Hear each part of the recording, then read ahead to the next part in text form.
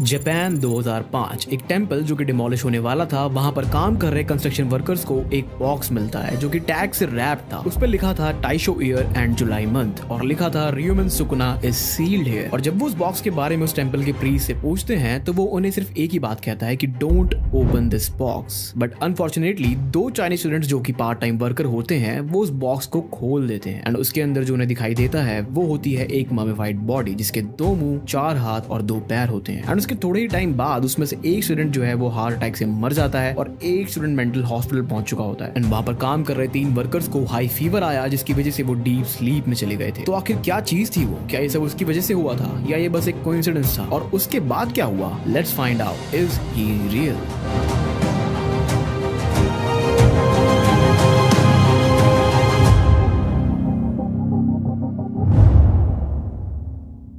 साल 2000 में जापान की एक सोशल मीडिया वेबसाइट 2chan पर एक थ्रेड स्टार्ट हुआ था जिस पर लोग स्ट्रेंज और स्केरी स्टोरीज पोस्ट करते थे। अब इसी थ्रेड पर एक बंदे ने 2005 में ये स्टोरी पोस्ट की थी। इवाटे प्रीफेक्चर में एक पुराना टेंपल था जो कि डिमोलिश होने वाला था और वहां पर काम कर रहे कंस्ट्रक्शन वर्कर्स को 2 मीटर बड़ा वुडन बॉक्स मिलता है। वो बॉक्स काफी पुराना लग रहा था और जो उसकी वुड थी वो भी सड़ने लगी थी और उस पर टैग्स लगे हुए थे जिस पर लिखा था Taisho year July Ryomen Sukuna in sealed. अब उस टाइम तो उन वर्कर्स ने उस बॉक्स को नहीं खोला और उसके कॉन्ट्रैक्टर ने कहा कि वो इस बॉक्स के बारे में उस टेंपल के प्रीस्ट से पूछेगा और वो लोग उस बॉक्स को पास के एक टेम्पररी से बने घर के अंदर रखकर चले जाते हैं। अब अगले दिन जब वो बंदा टेंपल की साइट पर जाने वाला होता है तो उसे कॉन्ट्रैक्टर का फोन आता है और वो उसे बोलता है कि उसने प्रीस्ट से उस बॉक्स के बारे में पूछा था और प्रीस्ट ने उस बॉक्स को खोलने से मना किया है और वो खुद आके उस बॉक्स को संभालेंगे। प्रीस्ट इस बात को लेकर काफी सीरियस था तो उस बॉक्स को मत खोलना। तो वो बंदा ये सब सुनकर अपने कोवर्कर को फोन करता है जो कि ऑलरेडी डिमोलिशन साइट पर होता है एंड वो उसे उस बॉक्स के बारे में पूछता है। तो उसे पता लगता है कि 2 चाइनीज स्टूडेंट्स जो कि इनकी कंस्ट्रक्शन कंपनी ने हायर करे होते हैं एज अ पार्ट टाइम, वो उस बॉक्स को खोल चुके होते हैं विदाउट परमिशन। और वो ये सब सुनकर जल्दी से उस साइट पर पहुंचता है और वो देखता है कि वहां पर ऑलरेडी भीड़ लगी हुई है और 2 Chinese students state of shock में बैठे हुए हैं। ना वो कुछ बोल पा रहे हैं ना ही वो कोई रिस्पॉन्स दे रहे हैं। और वहां पर खड़े लोगों ने काफी बार ट्राई किया उनसे सवाल वगैरह पूछने का लेकिन उनका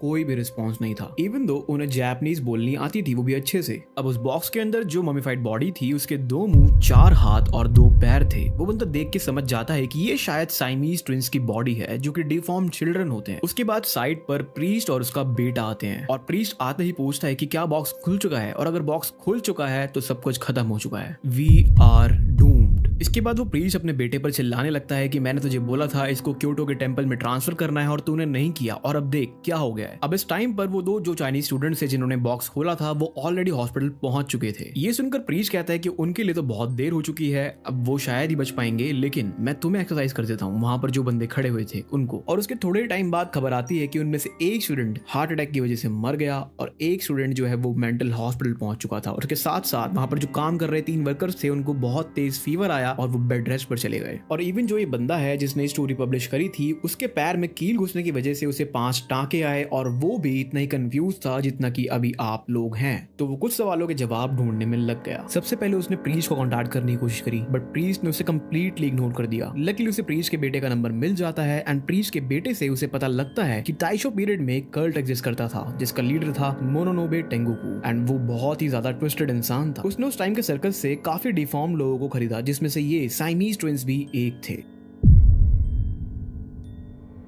अब एक रिचुअल होता है कोडुकू जिसके अंदर बहुत सारे पॉइजनस इंसेक्ट्स को डाला जाता है और जो भी उनमें से लास्ट में बचता है वो होता है अल्टीमेट कर्स। और टेंगोकू ये रिचुअल्स ह्यूमंस के साथ करता था और ऐसा कहा जाता था कि साइमीज ट्विंस टेंगोकू को एक असुरा की याद दिलाते थे जो कि बहुत ज्यादा पावरफुल और इविल डेटी था। तो उसने उन ट्विंस को बाकी के डिफॉर्म लोगों के साथ एक बेसमेंट में लॉक करके छोड़ दिया जब तक कि उनमें से कोई एक बाकी सबको खाकर मार कर बच नहीं जाता। And guess what, Siamese twins survived. और इससे खुश होकर टेंगोकू ने उन्हें एक रूम में लॉक कर दिया जहां पर वो उन्हें भूख से तड़पाकर मार सके। एंड जब वो मर गए उसने उन्हें ममीफाई कर दिया ताकि वो डिकम्पोज ना हो। एंड उस कल्ट ने उस मम्मी को नाम दिया रियोमन सुकुना एंड उन्होंने उसे रैप करके रख दिया और जहां जहां वो उस ममीफाइड बॉडी को लेके गए वहां वहां डिजास्टर्स होते गए जैसे कि डेडली अर्थक्वेक्स। एंड शायद इसलिए गेगी ने भी सुकुना को एक वॉकिंग कैलामिटी कहा है। और सबसे ज्यादा तबाही वाले लास्ट अर्थक्वेक के दौरान टेंगोकू ने अपने आप को मार डाला। किसी को नहीं पता क्यों और अपने ही खून से उसने उसने स्टैचू के नीचे लिखा जापान शैल पेरिश। उसका लास्ट एक्ट माना जाता है कि उसने जापान को